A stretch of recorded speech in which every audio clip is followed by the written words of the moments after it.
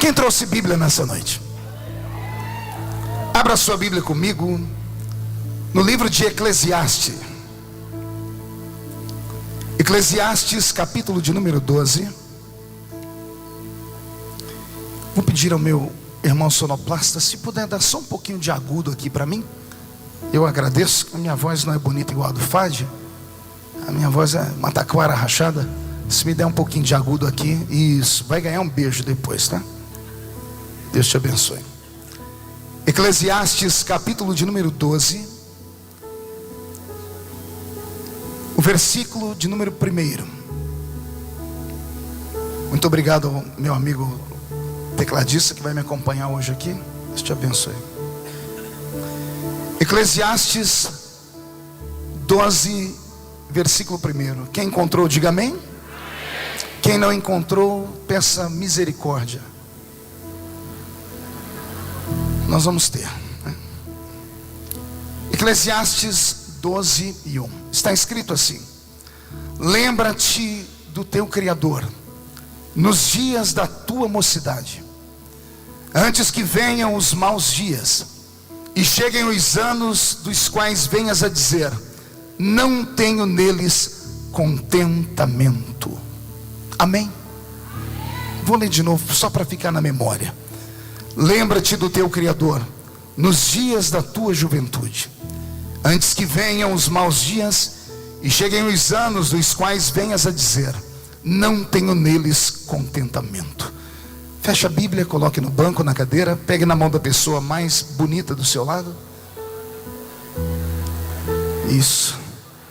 Aperte a mão dele ou dela com carinho, até eles falarem aleluia. Pentecostal que não faz barulho está com defeito de fabricação, não? Vamos orar? Pai, nós te exaltamos, nós te glorificamos. Nós entendemos que dentro de alguns minutos esta linda igreja ficará pequena para o tamanho da glória que vai descer sobre nós.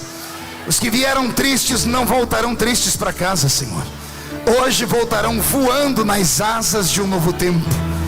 E antes que eu comece a ministrar a sua palavra, cerque esta igreja com a sua glória.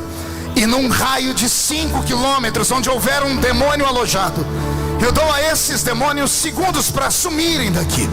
Porque se não sumirem, serão queimados pelo poder da sua glória, que aqui será derramada.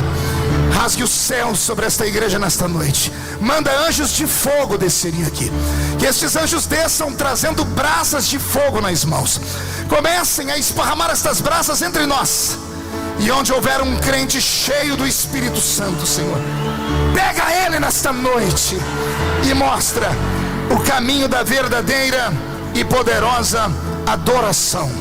Fala conosco, fica conosco, em nome de Jesus. E toda a igreja diz: os que podem, tomem o seu assento, aplaudindo a Jesus porque Ele é bom.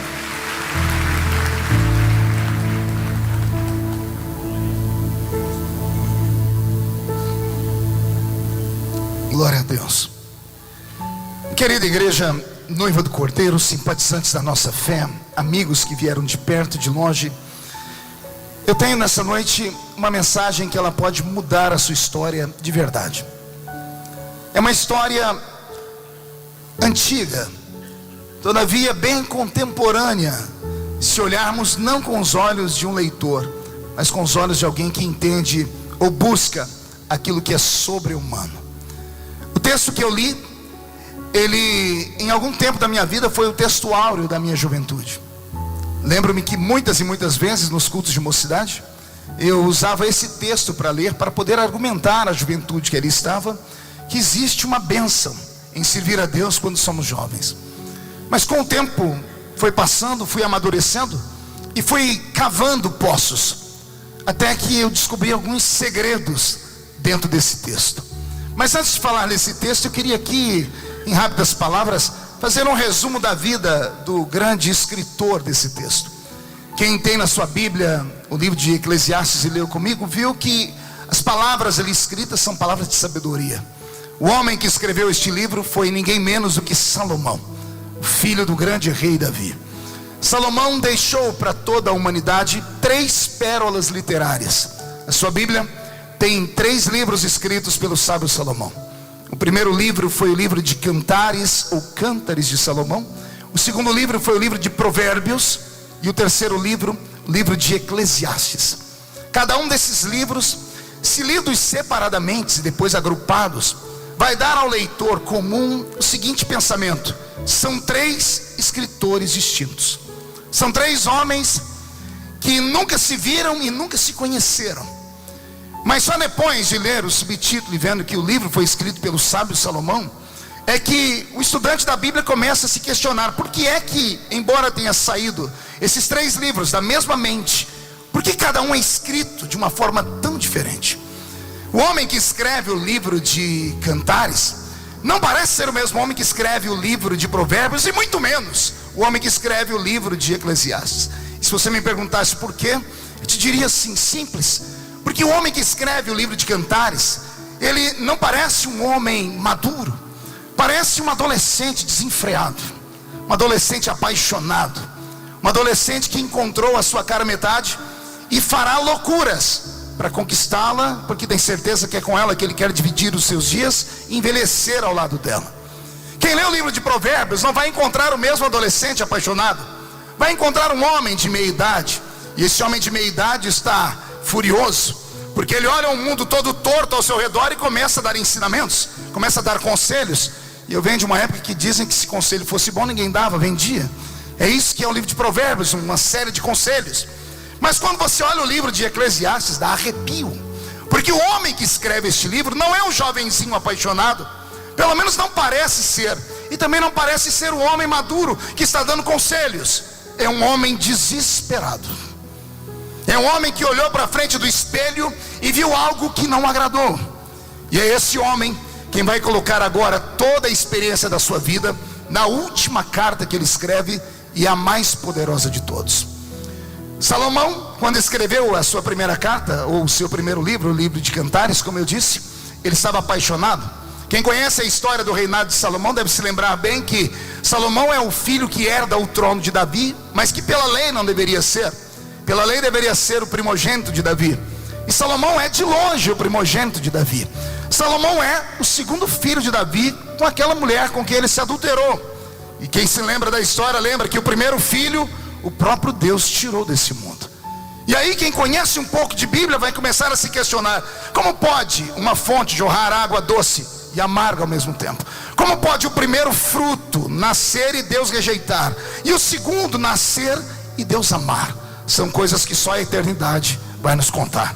Acredito até que a história de Salomão deveria ser muito mais pregada, porque Davi, quando unge o seu filho como rei, não com óleo na testa, mas com lágrimas nos olhos, Salomão é apenas uma criança de 7, 8 anos de idade, que é convidado a entrar dentro do quarto do pai para se despedir dele, porque Davi está à beira da morte. Todos os filhos se despediram dele. Salomão, o grande rei Davi, teve 20 filhos em toda a sua história, uma menina e 19 meninos.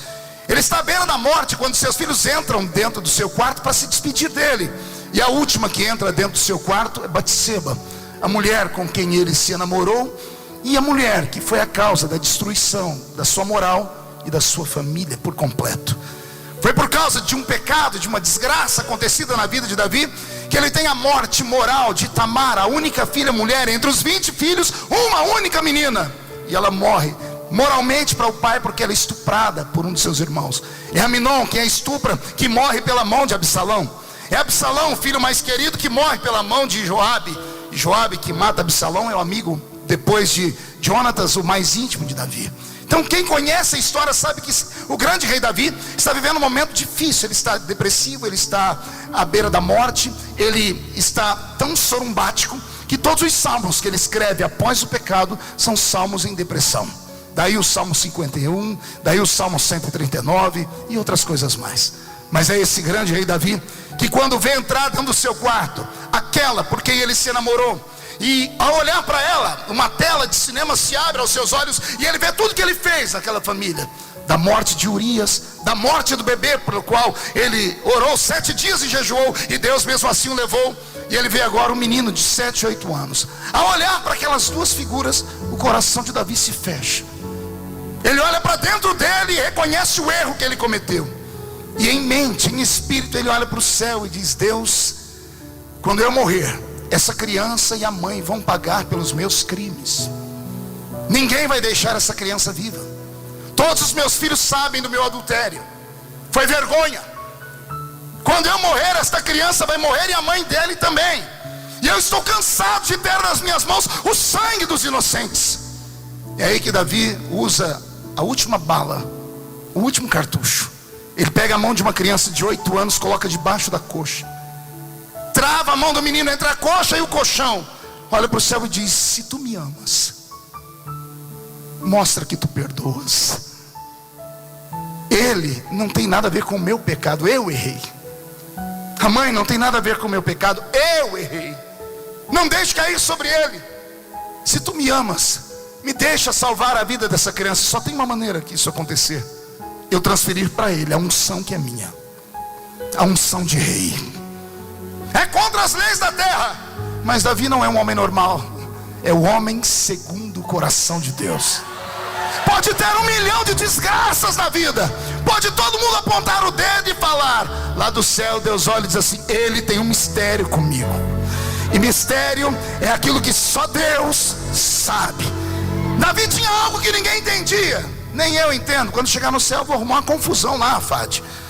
Porque você se lembra quando Natan entrou lá dentro do palácio e mostrou o erro de Davi? Quando ele aflorou e disse: você é o homem do pecado, Davi caiu o semblante e disse: pequei. Só isso. Natan levanta a voz: assim diz o Senhor, porventura algum dia te neguei alguma coisa que me pedistes? Se tivesse me pedido, eu não teria te dado. Isso aqui só o Fad prega para vocês depois, que eu não tenho intelecto para pregar isso. Porque o que Deus está falando é sobre a mulher lá. Só que Deus diz: tudo que você desejar, não faça com as suas mãos, peça a mim, porque se for para você, eu te dou.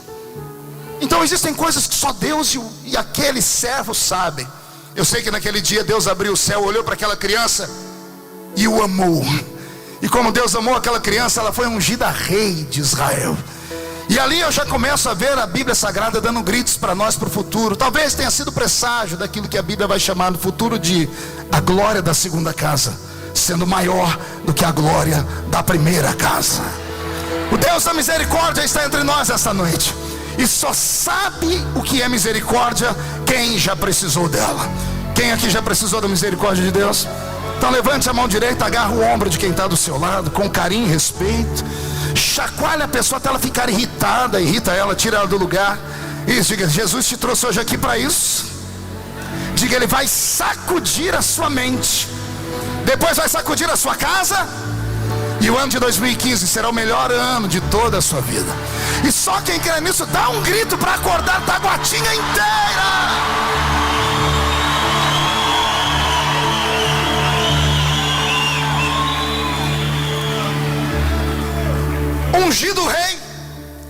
Ungido rei precocemente, entre 8 e 18, assume o trono, herda do pai e da mãe uma beleza única. Salomão devia ser um homem muito lindo, uma espécie assim, uma mistura de Marco Feliciano com Fá de Fará.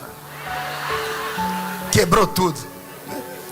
Salomão, mas ainda bem que ele tinha saúde. Se fosse parecido comigo, com você, ainda bem que tinha saúde, né? Pois bem, ele herda a beldade da beleza de sua mãe, que foi uma das mulheres mais lindas do mundo, e herda a beleza do pai, que era único em Israel também.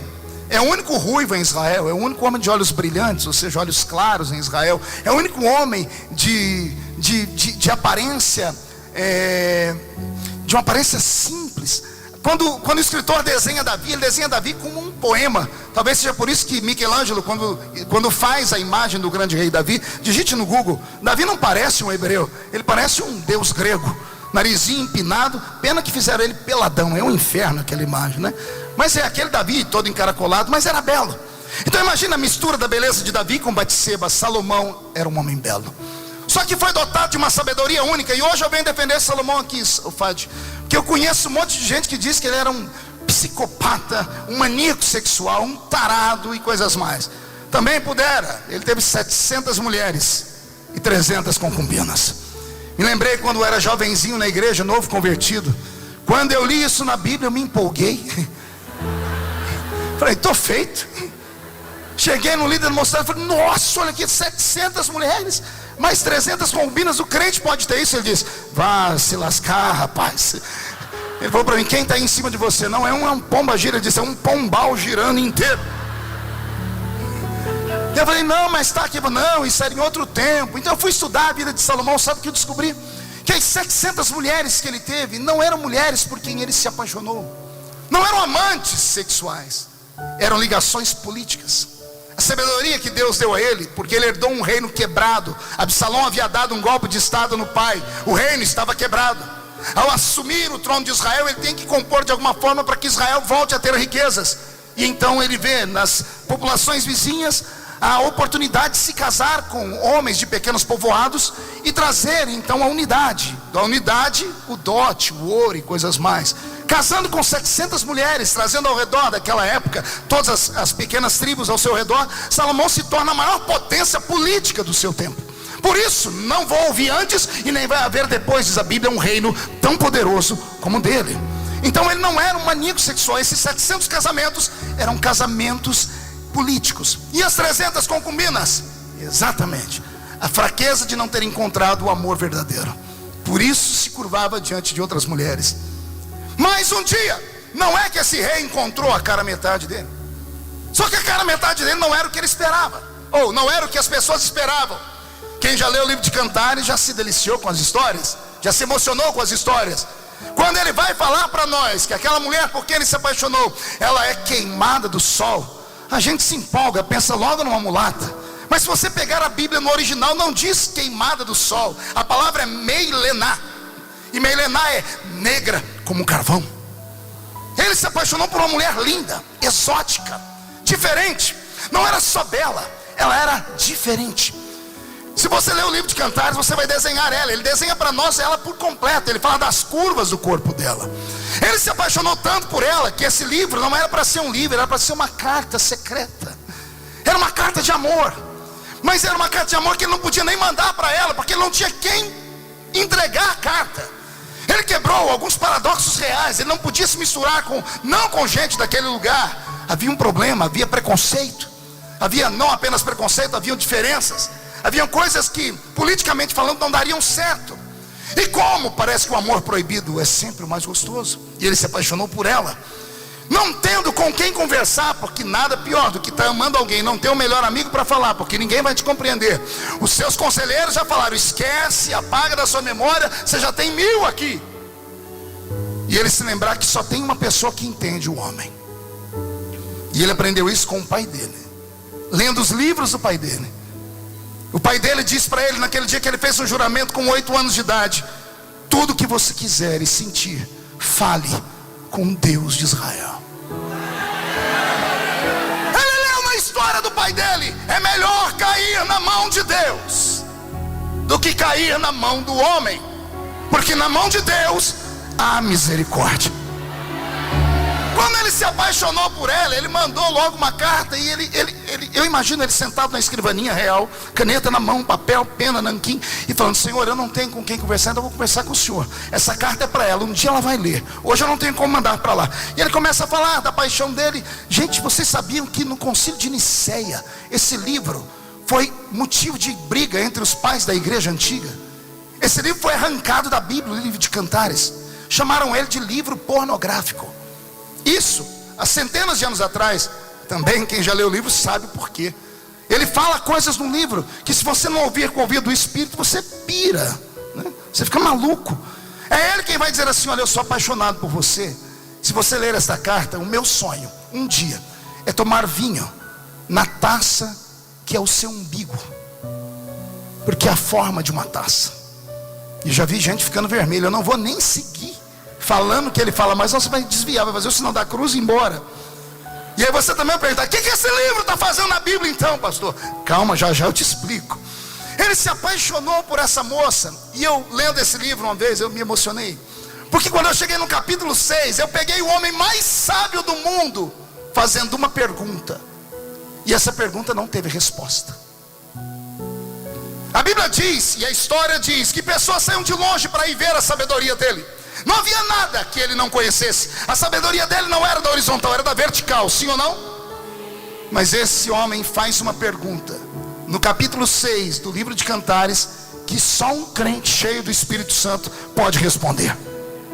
Escrevendo a carta, ele falou: eu encontrei a mulher da minha vida. Ele começou a elogiar para Deus: ela é isso, ela é aquilo, o cabelo dela é assim, os olhos são assim, o corpo dela é assim, eu quero fazer isso, eu quero fazer aquilo, e achei a mulher mais perfeita. Deus interrompeu, ele disse assim: ei, amigo, calma aí, abaixa a bola. O que foi, Senhor? Quem é essa aí? Essa é a minha, a sunamita, é a mulher da minha alma. Encontrei a minha cara metade. Ela é perfeita, ela é linda. O Senhor disse: você acha que ela é bonita? Acho. O Senhor disse: deixa eu te mostrar uma mulher bonita. O Senhor também tem uma? Tem, só que a minha é perfeita. Então me mostre. Imagine um homem de milhares de anos atrás, que viveu num outro tempo, diante dele aparecer uma tela como essa. Porque é o que eu imagino que aconteceu. Só que era uma imagem tridimensional. Porque quando Deus faz explodir a foto de uma mulher para Salomão, Salomão embasbaca, o queixo dele cai, e o homem mais sábio do mundo faz a seguinte pergunta: quem é esta que aparece como a alva do dia?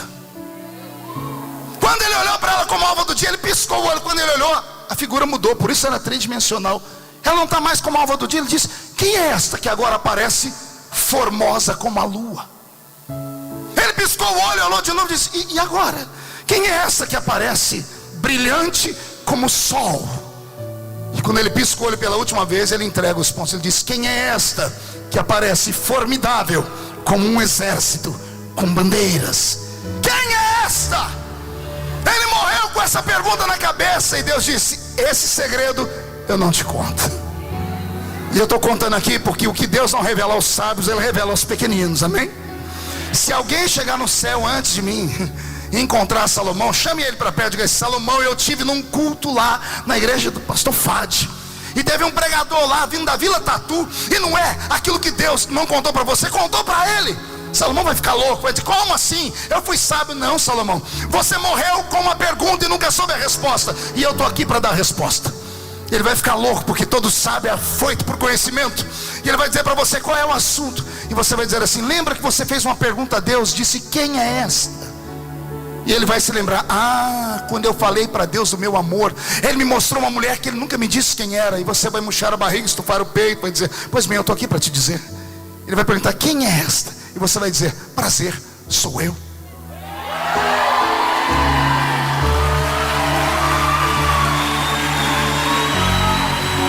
E ele vai falar: como assim? Aí você vai dizer: Salomão, Deus estava te mostrando a igreja que Ele estava preparando no futuro.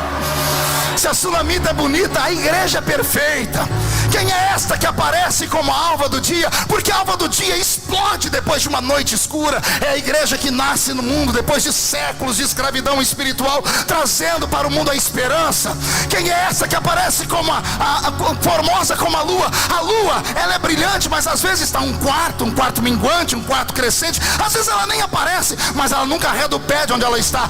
Assim é a igreja de Cristo. Em muitas eras ela sucumbiu, em outras ela apareceu, mas não tem força no inferno que acabe com ela. Jesus disse: esta é a minha igreja, e as portas do inferno não prevalecem contra ela.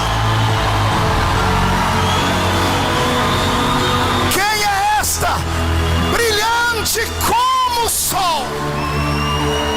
Ela não é o sol, ela é brilhante como o sol. De onde vem a luz da terra, senão do reflexo do brilho do sol? Esta que brilha como o sol recebeu o brilho do sol da justiça. Quem é esta que aparece formidável como um exército? Diga comigo: um exército. De novo: um exército, com bandeiras, no plural. Bandeiras, quero ouvir: bandeiras. Diga: um exército com bandeiras. O texto parece que tem algo errado. Toda vez que um exército vai para a batalha, ele não leva 2, 3 bandeiras. Pode ser o Brasil todo na guerra, não leva o Distrito Federal a sua bandeira, do estado de São Paulo a dele, leva-se a bandeira do país. Mas Salomão vê um exército com bandeiras no plural. E aí só quem entende de guerra, toda vez que um exército vai para a peleja, ele vai com a bandeira dele. O outro exército que vem contra ele vem com uma bandeira também. O exército vitorioso traz a bandeira dele de volta e a bandeira do inimigo derrotada. Era a maneira de Deus dizer: a minha igreja jamais será derrotada, ela é vitoriosa por natureza. Só quem pertence a essa igreja dá mais um grito de glória.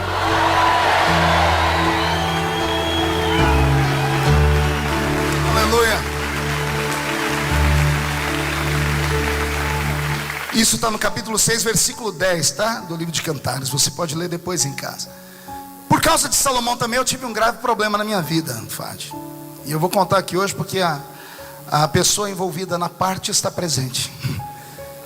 Me lembro quando eu era jovenzinho também, vendo que eu não podia ter 700 mulheres, eu tinha que escolher uma. E eu olhei na mocidade da igreja e já sabia com quem eu queria casar, né? Também na minha igreja só tinha ela de cabelo liso. Não, é que eu tenho trauma com esse negócio de cabelo e o mundo inteiro sabe disso. Eu não queria que as minhas filhas tivessem o mesmo problema que o meu. Eu falei: Jesus, prepara alguém com cabelo liso, porque para minhas filhas não sofrer o que eu sofri na vida, né? E eu olhei para ela, estava lá a irmã Edileuza, essa moça, essa galega bonita aqui.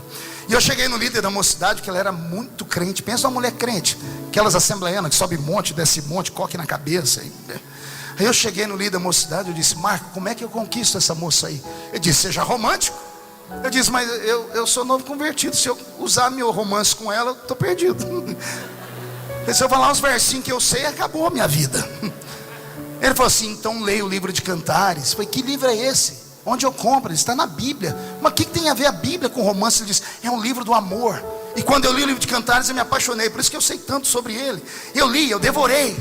E eu falei: o que eu faço, Marco? Ele disse: escolhe um texto bonito e manda para ela. Gente, eu fiquei uma semana. Peguei o melhor texto. Eu falei: não, esse aqui não. Fui para o outro: não, esse aqui também não. Tem que ser uma coisa que quando a mulher lê, ela nunca mais vai me esquecer. E eu escolhi o versículo mais lindo que tinha lá para mim, exótico, poderoso.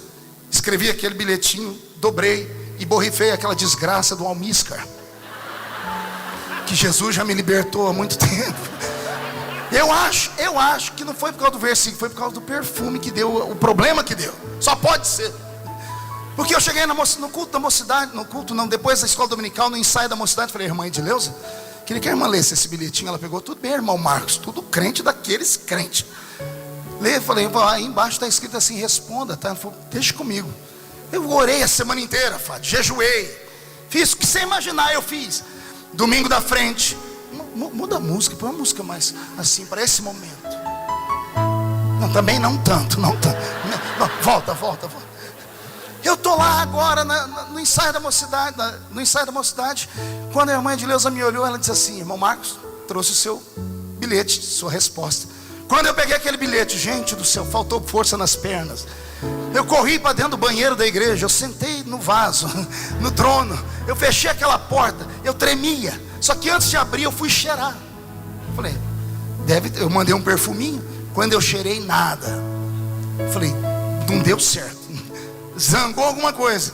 Quando eu abri, eu havia dito assim: por favor, responda com um versículo da Bíblia.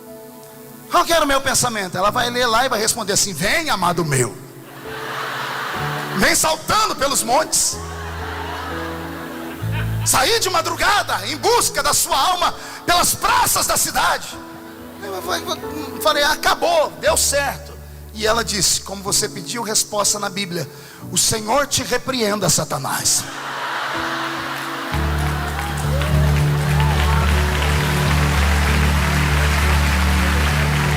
Se aplaude porque não foi você, Bocó. Não foi você. Até hoje, eu já tentei falar com ela umas 2 vezes sobre esse assunto. Acabou eu dormindo no sofá. Ela não aceita discutir. Essas pessoas não entendem romance. A pessoa tem que ser mais sensível, amor. Eu escrevi para você assim, ó: querida Edileuza, tu és mais bela que as éguas de Faraó.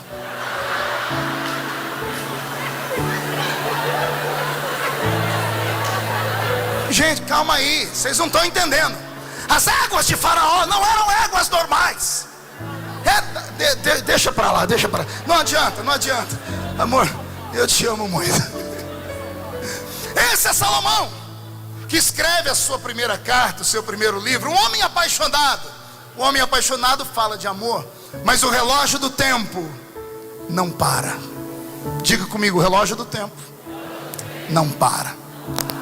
belo dia, esse mesmo Salomão acorda dentro do seu palácio. Agora não é mais um menino que precisa encontrar uma cara metade.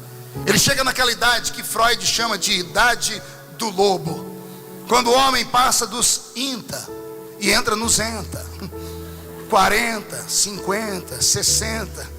E o homem nessa idade, ele já não é mais um paquerador, um namorador, não é mais um Dom Juan de Marco inveterado.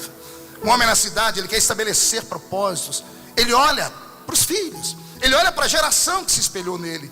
Ele quer deixar conselhos, ele não quer que ninguém caia nos mesmos erros dele. Então ele pega aquele nanquim, aquela pena, o papiro, e usa a mesma escrivaninha que ele usou para mandar uma carta de amor. E ele escreve o livro de Provérbios. E quem lê o livro de Provérbios se escandaliza.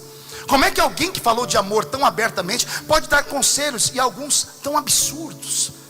E ele disse assim: melhor é o homem ir a um velório do que ir a uma festa. Chama o seu filho hoje depois do culto. Fala assim: meu filho, não vai na sorveteria não. Não, tem um velório aqui, ó. Ele vai olhar para você e vai assim: alô, tá louco? Quer que eu vou no velório? Virou o quê? Tá sádico? Mas não é isso. É que o homem que escreve o livro de Provérbios, ele já não mais vive da infância. Ele viu que a vida é dura, e que o homem, para viver muito nessa terra, tem que ter princípios. E quando ele diz é melhor ao homem ir a um velório, ele está dizendo: quem vai a uma festa não pensa no amanhã. Quem vai a uma festa só pensa em beber, fumar, ficar. O resultado depois de uma noitada, de uma festa, sem pensar, é uma gravidez indesejada, é uma doença sexualmente transmissível, um monte de problemas, crises na alma e outras coisas mais. Mas o homem que vai em um velório e olha para aquele paletó de madeira, e vê ali dentro um amigo, um parente que ontem estava vivo e agora não está mais, ele começa a refletir na vida. Você lembra quando você foi no enterro do seu amigo que morreu de acidente, de carro ou de moto? Lembra como você saiu daquele velório, usando o seu carro, a sua moto, respeitando todos os sinais de pare, parando para todo mundo, porque a sua alma foi atingida por uma mensagem. É isso que o velho agora começa a dizer: é melhor ao homem ir a um velório, porque no velório ele pensa na vida, do que ir a uma festa. Só que o relógio do tempo não para. Um belo dia Salomão acorda naquele mesmo quarto. Ele vai ao banheiro, e quando ele chega ao banheiro, ele olha no espelho. Depois de um belo banho real, quando ele limpa o espelho e tira aquele mormaço, o que ele olha o assusta. A mente dele divaga no tempo, e ele procura aquele menino apaixonado, e ele não existe mais. Ele procura aquele moço capaz de escrever uma carta de romance, e ele não existe mais. Ele procura aquele rei que dá conselhos, e esse rei também não existe mais. O que ele vê no espelho assusta ele. Pergunte a mim o que ele vê, pastor. Só fala se todo mundo perguntar. Ele vê o que a vida é de verdade. Ele olha para o espelho e ele vê que os únicos amigos que sobraram para ele foram artrite, artrose, osteoporose, reumatismo, cataratas, e essas doenças que insistem em ser amiga dos velhos. Ele olha para o espelho e ele vê não mais aquela pele tenaz, aquela coisa linda. Ele vê agora aquela pele murcha. Ele olha para o espelho e não sabe se vê um rosto ou um maracujá de gaveta, murcho. Os cabelos outrora esvoaçantes, uma mistura de ruivo do pai com a textura do cabelo da mãe, agora dá lugar à calvície. Suas casas estão brancas, suas pernas não têm mais força. Leia o capítulo 12 inteiro, depois você vai ver ele falar: quando os guardas da casa começam a tremer. Os guardas da casa são as pernas. Ele começa a desenhar a vida de uma maneira poética, deprimente. Quando ele olha para o espelho, ele começa a perceber que agora ele está flácido, suas veias estão saltadas, seus dentes estão amarelados e tortos, seus cabelos caíram. Ele volta para aquela escrivaninha, pega aquela mesma pena, nanquim e papiro, e começa a escrever, não com a empolgação de um menino apaixonado, não com a empolgação de um rei que dá ordens. Ele escreve uma carta com medo do que está chegando. Ele está para receber uma visita em casa, e essa visita, quando vem, não manda telegrama. Essa visita não manda um e-mail, não passa um SMS, não deixa mensagem no Facebook. Pior, ela não vem para ficar, ela vem e leva a pessoa embora. Ela não pergunta se pode, Ela não pede licença aos parentes, ela não pede licença aos amigos. Estou falando da morte. E ele começa a escrever o livro de Eclesiastes. Ele começa o livro dizendo assim: tudo nessa vida é vaidade. Tudo é um puro sentimento egoísta do ser humano. A beleza não subsiste para sempre. A juventude não subsiste para sempre. A riqueza não existe para sempre. O bom emprego não existe para sempre. A fama não existe para sempre. Sabendo disso, ele continua escrevendo. Quando ele vai escrever o capítulo 3, me dá um nó na garganta. Ele começa a dizer assim: eu descobri nessa vida que nada é eterno, a não ser o meu espírito. Ele diz: há um tempo para tudo nessa terra. Há um tempo de plantar, mas há um tempo de colher o que se plantou. Há um tempo de correr, mas chegará um dia que as suas pernas não vão correr mais. Ele começa a dar uma sequência de palavras que machucam, e ele termina dizendo assim: há um tempo de nascer, mas há um tempo de morrer. Acelerando o passo, ele escreve o último capítulo. E no último capítulo ele escreve com lágrimas nos olhos. E ele diz: a você que está lendo ou ouvindo, lembra-te do teu Criador nos dias da tua juventude. Lembra-te do teu Criador nos dias da tua mocidade. A palavra mocidade, a juventude aqui, não é traduzida apenas por faixa etária. Ela fala de uma época de glória, de uma época de saúde, de uma época de bênção, de bonança, de prosperidade. Lembra-te do teu Criador enquanto tudo está indo bem. Ele diz o porquê. Porque chegará um dia que você vai sentir falta desses dias. Qualquer dia desse vai bater a sua porta um dia que tem nome, e ele se chama dia mau. Lembra-te do teu Criador nos dias da tua juventude, antes que venham os maus dias. Respire fundo, porque agora eu vou começar a pregar. Desenhei o texto, a história, para botar você aqui no centro. E agora eu vou te explicar. Esse Salomão, esse grande homem, enxergou que a vida do ser humano não é feita só de altos. Às vezes é feita mais de baixos do que altos. Ele enxergou que o ser humano faz um prospecto da vida pensando só nas coisas boas, que ele prevê só coisas boas. Pegue a sua agenda, vê se você colocou lá o seu planejamento de vida para esse ano. Se em algum dos dias tem lá: eu vou em novembro visitar o hospital por causa disso ou daquilo. Vê se há na sua geladeira algum tipo de mensagem que você deixou ali: daqui 3 semanas eu preciso ir em tal lugar porque o meu nome foi para o SPC. Ninguém pensa em coisa ruim. Aliás, quando a gente liga esses programas sensacionalistas, como esses programas policiais da televisão, e vê uma mulher que foi estuprada, uma menina que foi morta, a gente já nem mais fica chocado, porque o nosso país é uma miséria nessa questão de violência. Mas a gente olha aquilo como se fosse só um filme de ficção, porque aquilo não é na nossa história, e a gente jura que nunca vai acontecer conosco. Aquele dia de desgraça, aquele dia ruim, é só na vida dos outros, ele nunca virá sobre nós. E o bom crente ainda usa as fórmulas mágicas da Bíblia. Ele vê um negócio desse, a pessoa católica faz o sinal da cruz como proteção. O crente, ele olha e diz assim: está amarrado em nome de Jesus. Ou outras fórmulas mágicas: na minha vida não, contra Israel não vale encantamento. A minha pergunta é: e quando esse dia chega, o que você faz? Porque quem nunca teve, se prepare, você vai ter. O senhor está amaldiçoando a minha vida, pastor? Não, eu só estou dizendo o que é a vida. Viver é uma aventura. É uma aventura estranha. Às vezes olhamos para o céu e pensamos que tem alguém lá em cima que é sádico ou brincalhão. Mas não é, é a história da raça humana. O que é o dia mau, pastor? O dia mau foi o dia que você acordou no meio da noite, no susto, bateu a mão do lado da cama, procurou segurança, o abraço dele ou dela, e ele ou ela não estavam mais ali. Em questão de segundos a ficha caiu e você se lembrou que você já sepultou a pessoa. Ontem, uma semana atrás, um mês atrás. Aí entra no seu quarto um demônio chamado solidão.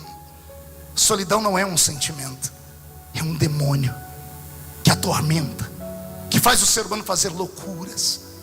Ao sentir a presença dele, você correu para o guarda-roupa, abriu o guarda-roupa para pegar um cobertor. O cheiro da pessoa ainda estava lá, atormentou a sua mente. Se é crente, ainda tem onde se segurar. Dobra o joelho e diz: Deus me ajuda. E se não é crente? E se a sua espiritualidade está lá embaixo? Aí você recebe a visita de espíritos malignos que dizem: se mata também, Deus não existe, pula da ponte, bebe isso, faz aquilo, e a sua história de vida começa a definhar. Esse é o dia mau, é o dia que a nossa vida perde uma peça do quebra-cabeça. O que fazer quando ele chega? O dia mau foi o dia que a senhora acordou de manhã, tomou um belo banho, na frente do espelho se lembrou da propaganda da televisão: toque o seu seio, é a melhor prevenção que tem contra o câncer. E de repente a senhora encontrou um nódulo e se assustou. Não procurou um médico, procurou as irmãs de oração na igreja, ligou para os amigos, fizeram uma campanha de oração. Na semana seguinte o nódulo estava lá ainda. Você subiu um monte, desceu um monte, e o nódulo permaneceu lá. Vencido, foi ao médico. O médico pediu uma biópsia, marcou o dia de entregar o exame. Até o dia do resultado você creu, chorou, fez campanha, fez voto, fez sacrifício. Até o dia que você foi consultar o médico de novo. E ao chegar diante do médico, amigo da família, ele sem graça, sorriso amarelo no rosto, ao invés de dar o resultado, começou a dizer: você conhece fulano de tal? Passou por algo semelhante, tem um tratamento que existe não sei aonde do mundo.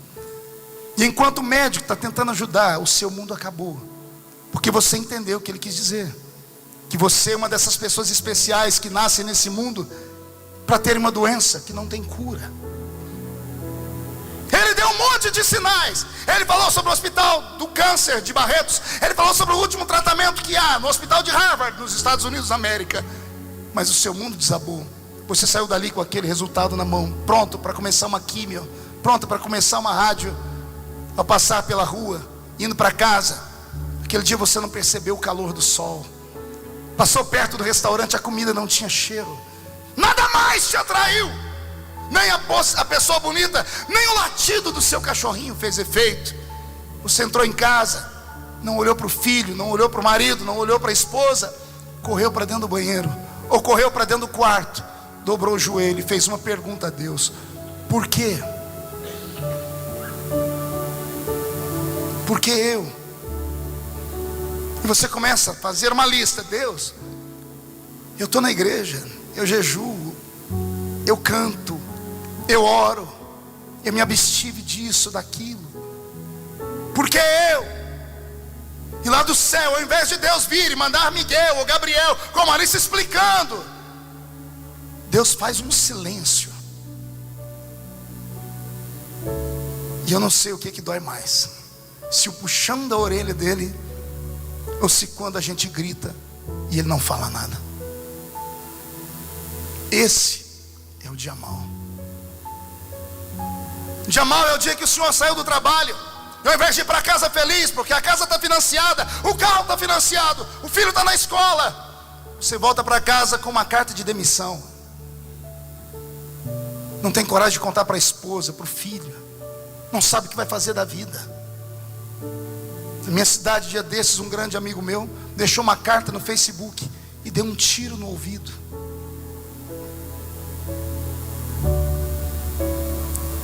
Foi ao banco, fez um plano de saúde, fez um seguro, liquidou a vida dele. Desespero.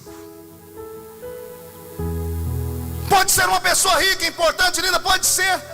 O grande Robin Williams, um dos maiores atores de Hollywood. Assista Patty Adams, você vai ver o que é vida, história de vida. O grande Robin Williams, rico, famoso, cheio de dinheiro, belo, amado, querido. Um belo dia põe um ponto final na vida dele. Por quê? Aí todo mundo começa a dizer: por quê? O que será? Chegou na vida dele esse dia maldito. É um dia que a gente não espera. É um dia que quando chega nos tira força. E qual a diferença, pastor, na vida? A diferença na vida não é em passar o dia mal, é em como passar o dia mal. Você tem a opção de passar sozinho e dar um tiro no ouvido, amigo. Você tem a opção que esses malucos aqui têm: acreditar que mesmo Deus estando em silêncio, Ele nunca fecha os olhos. Ele fecha os lábios, mas Deus nunca fecha os ouvidos. É acreditar que na sua vida tudo que acontece, ou acontece porque Deus mandou, ou acontece porque Deus permitiu. Na vida do crente, nada acontece por acaso. Deus está no controle da sua história. E se você acredita nisso, mesmo não sentindo nada, só para deixar o diabo furioso, dá um grito para deixar a força das trevas apavorada.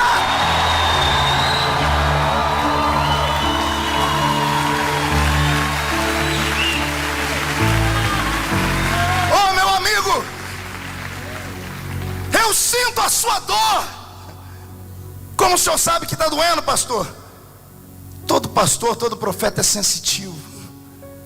Eu vi o culto, eu vi o louvor, eu vi as pessoas gritarem, cantarem, mas as pessoas no meio da escuridão viram você em silêncio. Teve até gente que disse: isso aqui é frio igual uma geladeira. Tinha que congregar lá no Polo Norte, não aqui. Mas ninguém sabe por que você está em silêncio. Dá glória a Deus quando o filho tem saúde. Dá glória a Deus quando você está empregado. Adorar a Deus quando as coisas estão dando certo é muito fácil. Dá glória a Deus quando o mundo desabou na sua cabeça, quando o chão foi roubado dos seus pés. Dá glória a Deus agora que você parece que não tem mais segurança. Aí não é para qualquer um.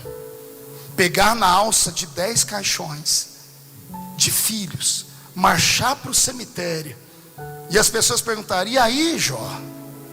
E você levantar a cabeça, voz embargada, olhar para o céu e dizer: Deus deu, Deus tirou.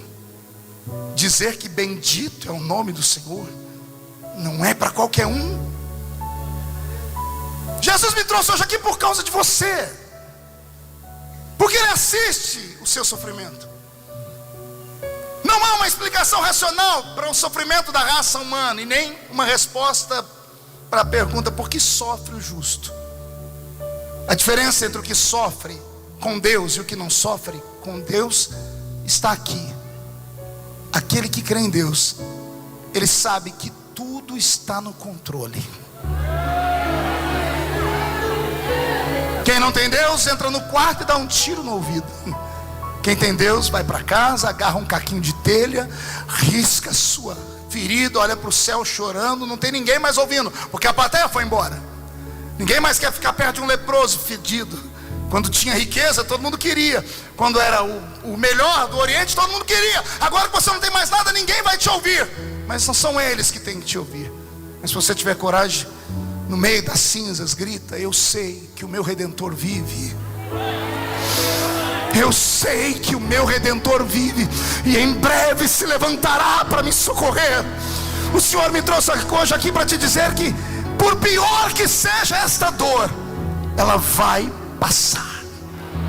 Não, eu vou dizer na autoridade do Espírito: por pior que seja este momento, não faça besteira, vai passar. E quem viver verá, para ver você ficar de pé de novo e dizer: a glória da segunda casa foi maior do que a glória da primeira de verdade. E se tem alguém que crê nisso, não dá um grito, não, dá um berro de glória a Deus nesse lugar.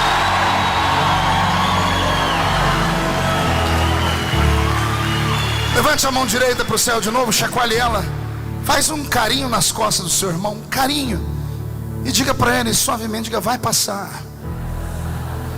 Ei, não há dor que dure para sempre, assim como não há mal que nunca acabe. O mal, o prazer e a dor são efêmeros e passageiros. O que você está passando agora não é necessariamente o seu destino final. Você está, mas você não é. Você está no vale, mas você não é morador do vale. Você está no meio do vento, mas você não vai permanecer no vento. Você está caído, mas você não permanecerá caído. Você é maior do que isso. Você é imagem e semelhança daquele que fez o universo. E por isso, agarre o diabo pelo chifre nessa noite. Esfregue o focinho dele no chão. Chuta a cara dele para o limbo do inferno. Porque quem viver verá como 2015 vai se transformar no melhor ano de toda a sua história. Você crê nisso? Então dá mais um grito, só mais um grito, por favor.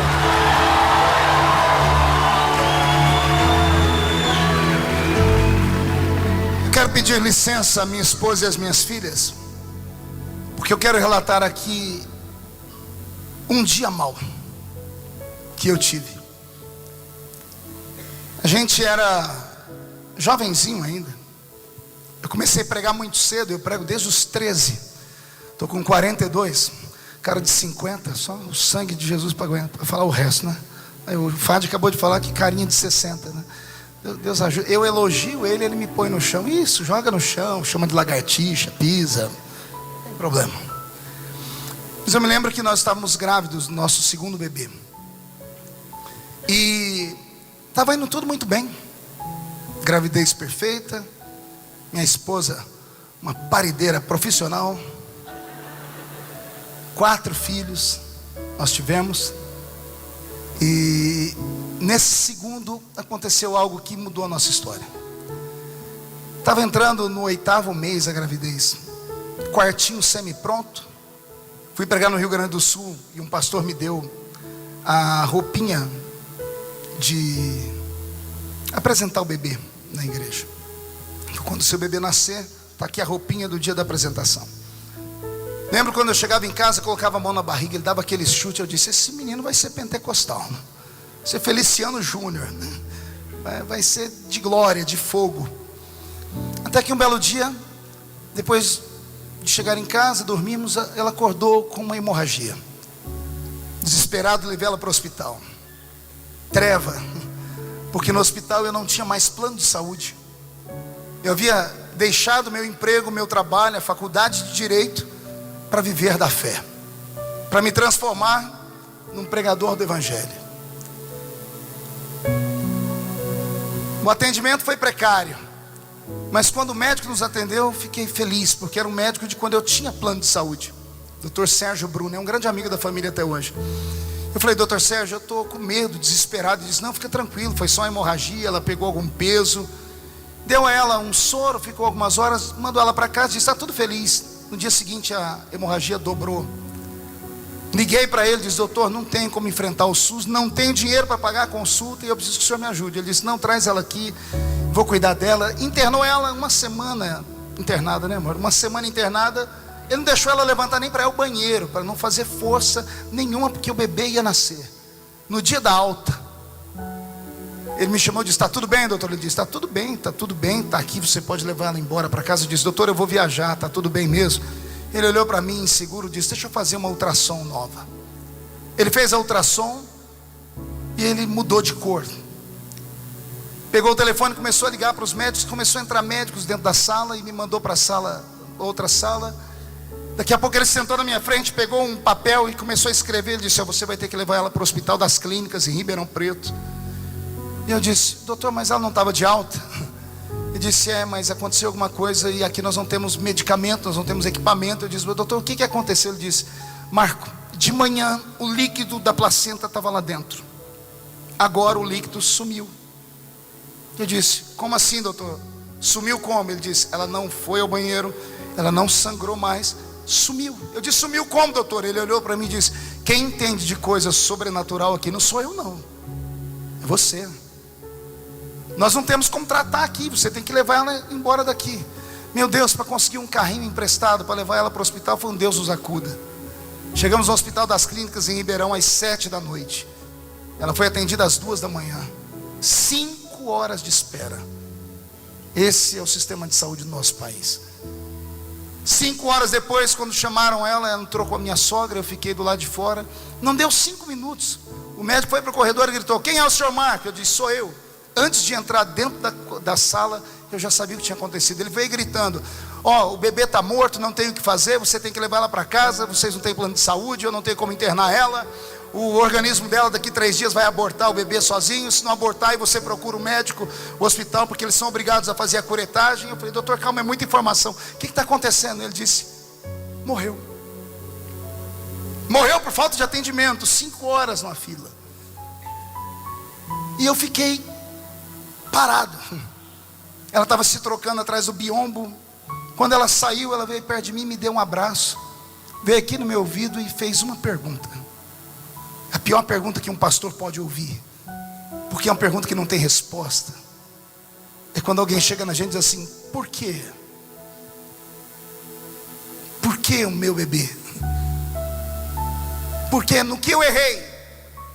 A gente assembleiano, meu Deus, nós tínhamos um monte de coisas que pensávamos. Aí vem na cabeça, será que eu cometi algum erro, algum pecado escondido? Será que é punição? Será que é isso? Será que é aquilo? E eu tinha que ser um pouquinho mais forte, abraçar e dizer, Deus vai dar vitória. Somos jovens, vamos ter outros filhos ainda. Eu não sei o porquê, só sei que Deus sabe de todas as coisas. Ô resposta, é a única que a gente tem, mas ela não supre a carência da pergunta, por quê? Eu sei que Deus sabe todas as coisas, mas tem hora na vida que eu quero saber o porquê. E quando você pergunta e Deus não responde. Voltamos para casa, era 2 da manhã. Eu tentando conversar com ela, ela abraçada com aquele barrigão, fruto maduro, pronto para nascer. Ela chorando, daqui a pouco ela deu um grito. Ela falou assim, você é o pastor aqui. Puxou minha mão, quase capotamos o carro. Falou, ore pelo bebê. Parei o carro na rodovia em Anguera, ajoelhei, botei a mão na barriga e orei. Orei com toda a força que eu tinha, com toda a fé que eu tinha. Eu falei com Deus sobre as minhas viagens missionárias, porque era novinho, mas viajava há muitos anos, de testemunhos, de milagres que aconteceram. Eu disse, Deus, o Senhor fez na vida dos outros, faz na minha. Deus respondeu assim do céu.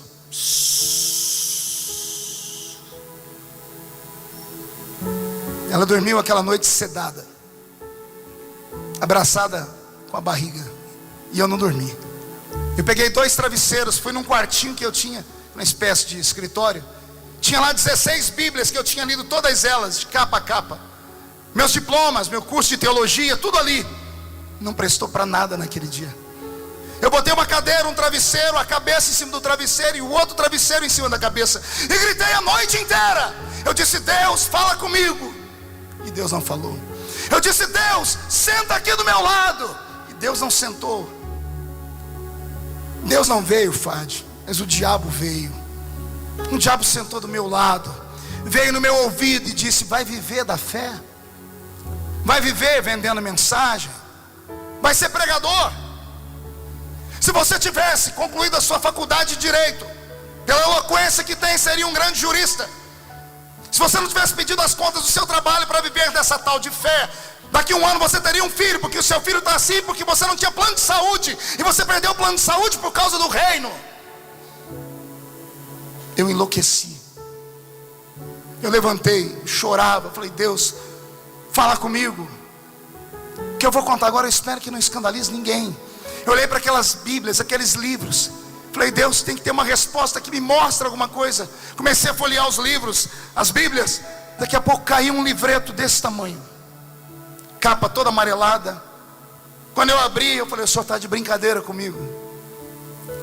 Era da época que eu fui coroinha na igreja católica. Um livro de orações. Na página que eu abri tinha um homem calvo, com auréola em forma de cabelo, uma roupa marrom, uma corda amarrada na cintura, agachado em cima do lado de uma pedra, uma árvore e um passarinho no chão. E em cima, oração de São Francisco de Assis. E naquele dia, essa oração tirou a minha alma do inferno. Francisco de Assis orou assim: Deus, me ajuda a suportar aquilo que eu não consigo entender.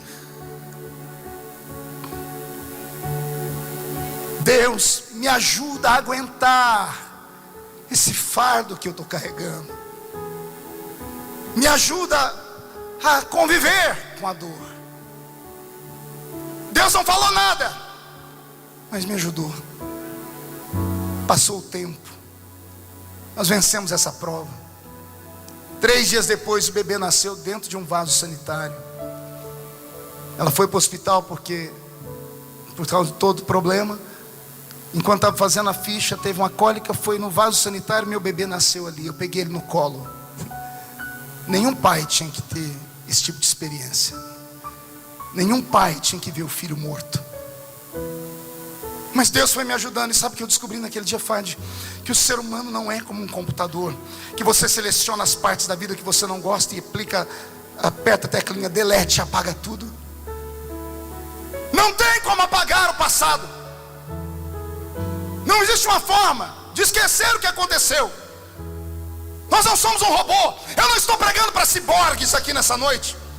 Eu não estou pregando para homens e mulheres que ao invés de sangue tem fios elétricos na veia. Não, eu estou pregando para homens e mulheres que são imagens de Deus. Tem alma, são sensíveis, têm sentimentos. Pastor, se não dá para apagar o passado, o que eu faço com ele? Dá para reeditar o passado. Dá para você pegar o passado que até agora virou um chapéu sombreiro mexicano na sua cabeça e te faz andar de cabeça baixa, porque você não consegue olhar mais para frente, porque tudo que aconteceu te destruiu por dentro. Reedita o passado, volta lá no passado, pega o chapéu, rasga ele, transforma em tapete, pisa em cima dele, caminha em cima dele, fala para ele: Deus é maior do que todas as misérias que aconteceu na minha vida. Deus tem o controle da minha história. Esta noite Deus vai reconstruir a sua alma. Deus vai reconstruir a sua história.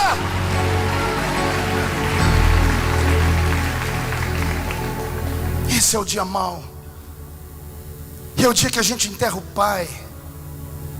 É o dia que a gente enterra a mãe. É o dia que a gente enterra um filho. É o dia que a gente enterra os sonhos. É o dia que a gente perde a estrutura. É o dia que a gente quer fazer uma loucura. E quantos nessa noite iam fazer uma loucura, mas o Espírito Santo te agarrou, ele botou um anzol no seu queixo e te trouxe para cá. E você entrou por aquela porta dizendo: fala comigo hoje. E Deus disse: vou quebrar o silêncio. E é Ele que está falando com você, não sou eu. É Ele que está te dizendo assim: eu vejo o que você não vê. Eu enxergo além de um palmo à frente do nariz. Eu enxergo o futuro. E se eu tirei alguma coisa da sua vida agora, é porque amanhã isso não ia ser bom para você. Se eu fiz alguma coisa agora, é porque o amanhã eu enxerguei. Eu não estou pregando aqui para homens e mulheres que vieram aqui porque não tinha um lugar melhor para ir, não. Eu estou aqui falando para homens e mulheres que temem a Deus. E se você teme a Deus de verdade, absorve o que eu estou dizendo. O Senhor te trouxe aqui para você se lembrar dEle, porque é Ele quem vai te ajudar. É Ele quem vai passar esse vale com você. Eu li a Bíblia mais de 30 vezes de capa a capa. Eu queria ter encontrado aqui um versículo: o crente não vai passar pelo vale da sombra e da morte. Mas não tem. Tem um outro: se passares pelo vale, eu passo contigo lá. Eu queria ter encontrado aqui na Bíblia um versículo assim: o crente não vai passar pelo vale da sombra da morte e nem pelo caminho do fogo. Eu queria que Deus me livrasse do fogo. Mas a promessa bíblica não é essa. A promessa bíblica é: se passares pelo fogo, a chama não arde em ti. Deus não está dizendo que você não vai passar. Ele está dizendo assim: o milagre não é apagar o fogo. O milagre é você andar no meio do fogo e ele não te queimar. O Senhor te livra do poder de destruição do fogo, mas Ele não te livra do medo, da ansiedade e do desespero do fogo. Passamos o vale. Depois disso, Jesus me deu 2 lindas meninas que estão sentadas ali, a Kathleen e a Camille. A Camille é pequenininha, a gente chama ela de pastorinha da família. Fica de pé, Bi. É aquela pequenininha ali, é maluquinha da família. Essa canta, prega, expulsa demônio.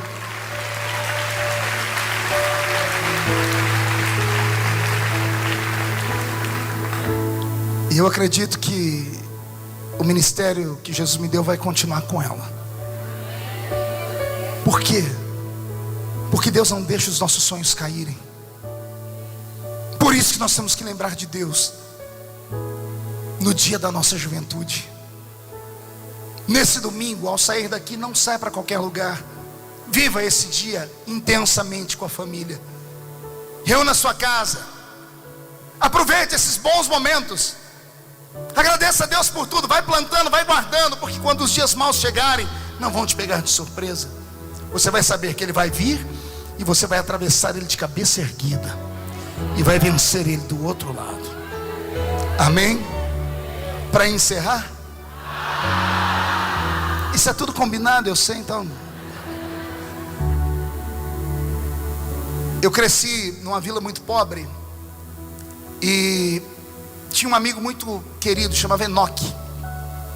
O Enoque era um dos 14 filhos da irmã Sebastião com o irmão Júlio Januário. O irmão Júlio Januário fundou a Assembleia de Deus, que é a igreja que eu nasci na minha cidade. Passado o tempo, ele se desviou, apostatou da fé, ao ponto da gente passar perto da casa dele para ir para a igreja. Ele está lá sem camisa, bebendo cachaça e jogando baralho. A gente falava de Deus com ele e dizia: Deus, esquece isso. A irmã Sebastiana, por outro lado, permaneceu firme, cuidou dos filhos enquanto deu. O exemplo do pai tirou quase todos os filhos da igreja. Sobrou o Enoque. E eu assisti a irmã Sebastiana adoecer, Fábio, com um câncer. Mas não era um câncer normal. Era um desses que dá em 1 milhão de pessoas. Eu vi aquela mulher definhar. Pior, nós íamos visitar ela na casa dela, e quem cuidava dela? As amantes do irmão Júlio. Tem alguma coisa mais indigna para uma mulher do que ser cuidada pela amante do marido? Ela nunca abriu a boca para reclamar de nada. A última vez que eu a vi viva, a irmã Sebastiana estava no hospital, pesando menos de 30 quilos, tomando soro pelo dedo do pé. Não tinha mais veias no corpo para colocarem soro nela. E o irmão Júlio, forte, igual um touro, sem doença, sem nada, bebendo, fumando, adulterando. E a irmã que permaneceu firme na igreja, com câncer maldito. Cheguei no quarto para visitá-la no domingo à tarde, a última vez que eu a vi viva. Quando o Enoque olhou para ela, ele virou e saiu chorando, o filho dela. Eu permaneci, a enfermeira disse: não fale nada, porque ela só não sente dor quando está dormindo. Eu estendi a mão por cima dela e fiz uma oração em silêncio. Quando eu fechei os olhos e comecei a orar, eu ouvi uma vozinha bem fraquinha dizendo: Marquinho. Quando eu abri o olho, era a irmã Sebastiana. Eu pedi perdão a ela, eu disse: eu não queria te acordar, me perdoa. Ela disse: não, está tudo bem. Eu fui visitá-la e ela começou a perguntar para mim: cadê o Enoque? Eu disse: está ali fora. Ela disse: cuida dele, que ele vai ser um pastor. Deus falou comigo que meu filho vai ser um pastor. Hoje ele é um pastor batista. Eu falei: irmã Sebastiana, não fala, porque tudo que ela falava entre uma palavra e outra, ela gemia, sentia dor demais. Ela disse: você fica firme, porque Deus tem um plano grande na sua vida. Eu disse: irmã Sebastiana, calma. E eu falei: irmã Sebastiana, eu vi aquela agonia. Eu disse assim: irmã Sebastiana, grita, porque o grito é uma interrupção que o cérebro manda para a parte que está doendo. Toda pessoa que grita, por um momento, ela interrompe a dor. É a pessoa que está com sangue, a adrenalina sobre o corpo. É a pessoa que toma um tiro e não percebeu, só quando para. Então o grito ajuda. Eu estava estudando sobre isso naquela época. Eu disse: irmã Sebastiana, grita, solta a voz, grita.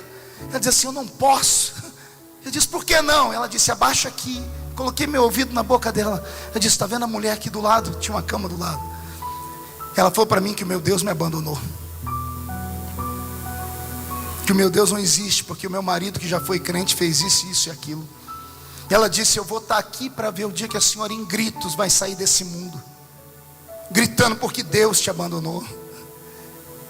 E ela deu um sorrisinho assim, bem amarelinho, e disse assim: se eu gritar, eu vou envergonhar Jesus? Ela disse: eu não envergonho Jesus. Eu não aguentei, desculpa, estou emocionado. Saí dali e chorei muito. Ela morreu no dia seguinte. Enterro da irmã Sebastiana. 20 mulheres do círculo de oração. O caixão mais inferior que havia na funerária. Tudo muito pobre. Lá dentro do cemitério São João, quando a urna desceu, 14 filhos do lado, 12 aos gritos, porque que não tinha esperança de ver a mãe mais fora da igreja, e os outros dois firmes, porque tinham ficado firmes com Jesus.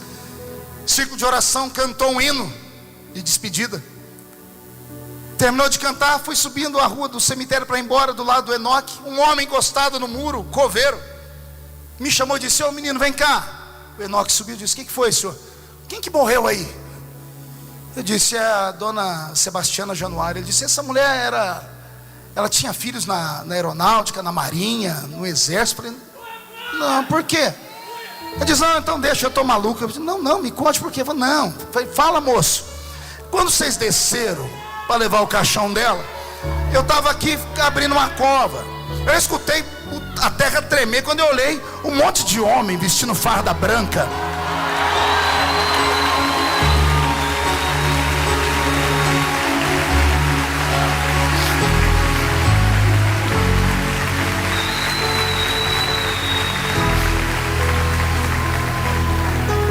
Ele disse na cabeça dele: eu vou terminar de cavar aqui logo e vou lá para ver. Ele disse: daqui a pouco ele, terminando de cavar, escutou um lindo coral cantar. Quando ele levantou a cabeça, estavam as mulheres e esses soldados do lado de fora cantando, uma espada erguida para o céu. Ele falou que ele terminou tudo aquilo. Quando ele levantou a cabeça e olhou, os soldados tinham sumido. Ele falou: eu estou ficando louco, né? Eu comecei a chorar. Disse: não está não. Eu disse: essa é a diferença entre o que serve a Deus e o que não serve. A riqueza e a esperança do crente não está nesta terra. O homem que espera em Cristo só nesta vida é o mais miserável de todos os homens. Fique de pé, por gentileza.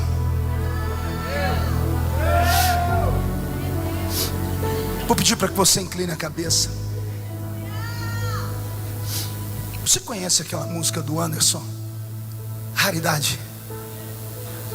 Toca ela para mim. Daqui a pouco eu vou tentar cantar.